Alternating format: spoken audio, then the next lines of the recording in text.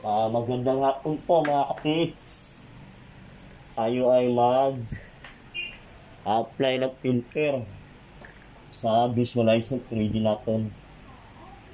So, sa mga baguhan lang kasi iba mga galing na eh. Itong gamit natin, galing ito sa reverse nito. Yung application nito, modified yung Maria natin.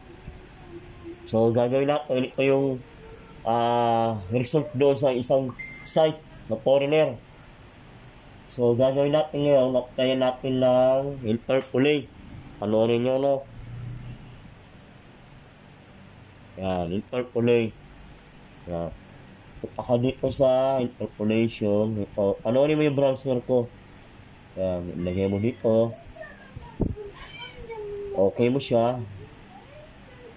So, sa ngayon, sa analyze natin ito, meron tayong ito, kung hindi po panel, ito ay tubig. Normal na lupa. Ito yung matigas na area. Yung kwadrado na yan. Possible, pwede sa loob ng semento. Yan. Kaya ngayon, yung ano nila doon, yung bako, medyo nahirapan. Nabungi na yung isang ano nila, ngipin. Kaya, tuloy lang. Kahit mahirap, tuloy lang. Wala namang madali eh. Gaya nito, no? Ito, nakakatakot, baka tubig. Sana wag naman. Pag tubig to, at masyado malakas yung labas ng tubig, medyo alanganin na. Pero, hopefully, mauna yung karga. Pero halos magpa-level sila, oh. Yan. Yan. Sa mga gumagamit, pwede kayo mag-apply dito. Pag-aralan nyo lahat, oh, para mas marami kayong malaman kung ano-ano mo function ito.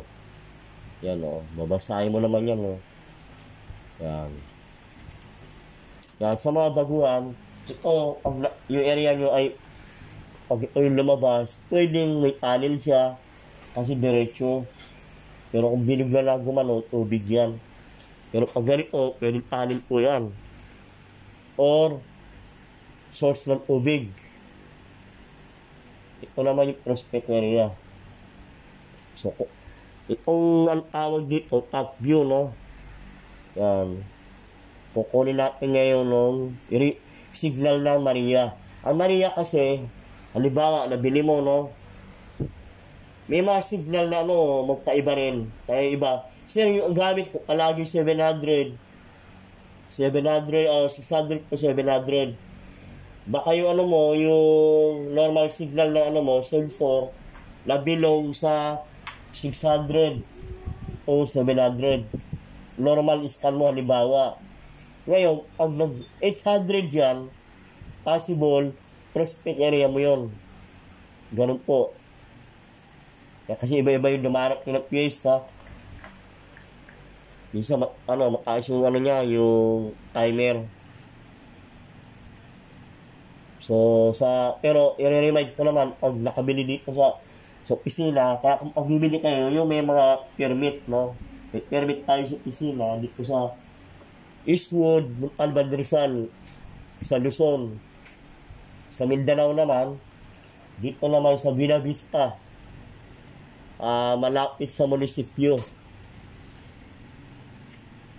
Yan, unahan kami ng Butuan City or unahan ng Nasipit Port. Yan, in between kami yan.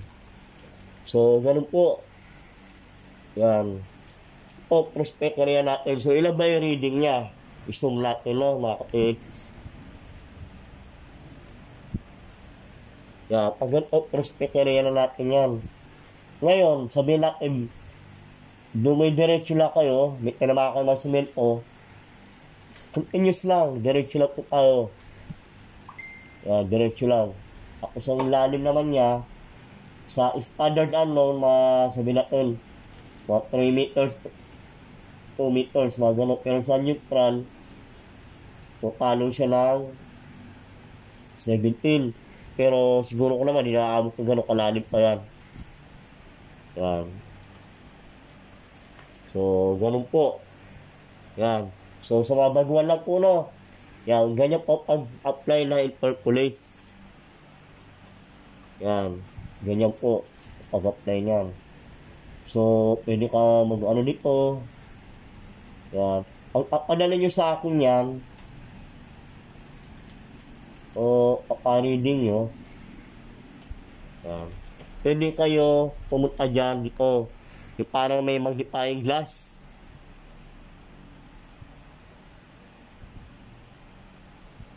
Yan. Pwede kayo pumunta dito, sundan yung browser ko, no? May magnifying glass yung sa ibabaw. I-click mo lang yan. So, lalabas lahat ng details dito. Yan. Pero kunin mo muna yung lalim nito. Kasi magkaiba yung lalim nito, tsaka lalim nito. Iba yung ano niya, yung pinagkukunan. So, ito naman tayo, side view. Pumunta ka dito, yan. Ang lalim niya, dito kinukuha. Yan, panoorin mo yan. Ito, yan. May arrow, line. Yan. Yan, i-click mo na. Yan. Yan. So, ito naman, isa. Yan. So, naglalaro siya sa 2 meters, 3 meters. Yan. Pero, iyak ang bako ngayon dyan. Umuusok eh. Umuusok ang bako ngayon dito. Sereno to. Kaya, sana okay yung ano, bako. Pero huwag tayo mag-alala kasi oras na tapos to, mag-ano tayo ng mga bako. Mag-for hire tayo dito sa highway. Or sa Maynila. Para sa mga ganito activities natin. Yan. Yan po. Pwede nyo applyan dito. Yan, ganyan. Punta ka naman sa kabilang panel. Tingnan mo ha kung paano. Ganon. Ngayon, pag narapa kayo balik, i-click mo lang itong gitna. Di ba? Simple lang. Di ba? Nireplace mo itong ano, side view mo. Punta ka naman dito. Yan. Pag-aralan mo lang, sandali lang to sa mga ano. Sa una, mahirap. Pero pag araw-araw mo na ginagawa, madali. Yan, doon ka naman sa isa. O. Yan. Para kang graphics engineer nito. Pag nirapa kayo balik yan, click mo lang to. Yan. Done. So, ganun lang po. Madali. Ngayon, para yan ay hindi makuan, makapture na iba. Kasi marunong tumingin, alam na nila yan. Kaya ibabalik natin sa normal.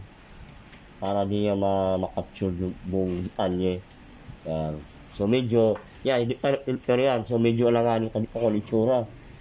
Pero pag in-applyan mo na ng ano yan, yung mag-a-arrange doon. Yan. Yan na. Ang ganda ng resulta na. Reading apps. So, ganun po mga ka-tips. Sana meron kayong natutunan ngayong araw na ito. Yan. Pag makakuha na kayo, ang Maria kasi, okay na okay. Kung sa mga ano lang,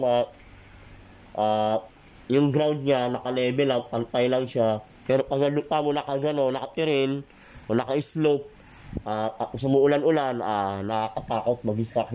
Pwede ka madulas. O masira yung gamit mo, may tukod mo. Yan. Unlike sa Proton, pwede ka terrain sa pools. Pero pag alam mo yung pools, madulas, huwag ka akit doon. Kaya dito ka lang suma.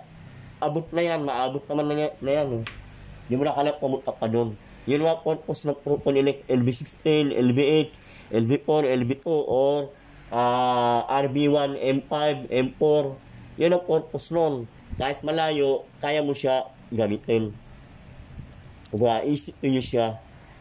Ito medyo lalakarin mo pa. Sa mga baguhan na wala pa budget, okay ka na dito. Pero sa mga nakahit na, alam na kung ano yung mga bibili nyo. Gaya na panoorin nyo paano siya gumamit. Yan. Yan po. Yan, meron tayong bago lisensya ngayon. Kaya, yan. Yan. Yung business permit natin, mayor's permit, ongoing pa. Pero, sa Manila, meron na rin tayo doon. ongoing na rin. Wala eh, pinauna natin yung yung maraming tao, tayo sa huli na. So hanggang doon lang po tayo. Maraming salamat po. Ayan.